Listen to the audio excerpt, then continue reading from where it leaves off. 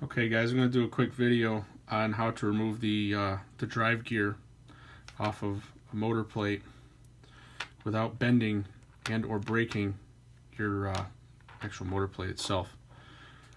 As you know, Dan puts these gears on so good that they don't want to come off with anything without destroying the motor plate. At least I have. I don't know about you guys' experience, but I have. I've split one right down the middle, figuring you put a little pressure on it and it would snap, but it snapped all right. Snapped right in half.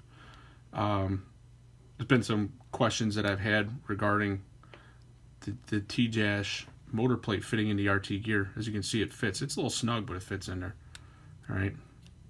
See, I give a little bit of a push, but nonetheless, it does fit. When you put, I'll show you on this Aurora one. When you go to remove the gear and you see how it bows the motor plate. If you got a really good motor plate, which I know some of the higher end race cars, the competitive guys out there, they have good motor plates. The nice thing you want to do is tweak the snot out of one. It's perfectly matched to that chassis. It's now ruined. I've heard that story before. And the dash ones do the same thing too. They just, because they're Delrin, they don't have the give that the Aurora ones do, which are Nylotron. These guys here, they just kind of bow, bend, and eventually just snap in half because, like I said, again, these gears around here are so good. So what I did was I came up with this little guy right here. It ain't much, just some thin steel with a slot cut in the middle to go over the top, and it goes right between the arm and the plate. And I will say this, if you have a motor that has an excessive amount of wire on it, there are some of the gold lined Aurora motors and some of the red ones, like I got this red one here, it's got a boatload of wire on it, you know what I mean?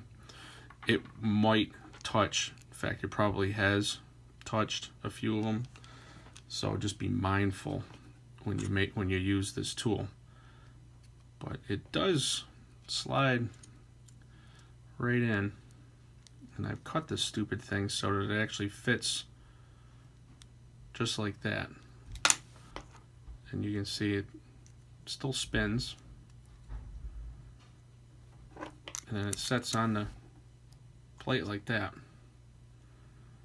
And a little notch around it goes around the hinge point, so this thing literally only goes on one way. And you can crank this down, as you can see. Boom. No bowing at all of the chassis, or the motor plate, excuse me.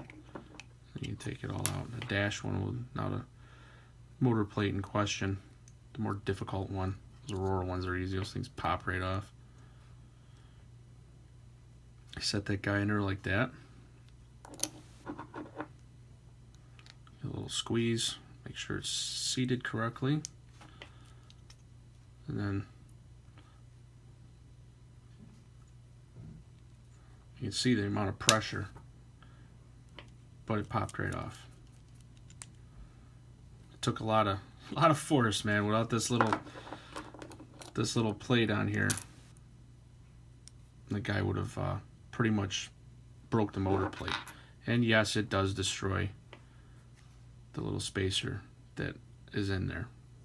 So downside, motor plate or spacer, you know, you make the decision on that one. But this little guy here works out pretty good.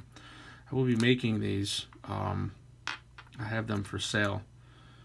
I'm going to be probably pound out about 10 or 15 of them today and bring them down with me to the E-Core Challenge. And if you guys aren't going to the challenge, I will have them available. You can message me here on my Facebook page and work from there.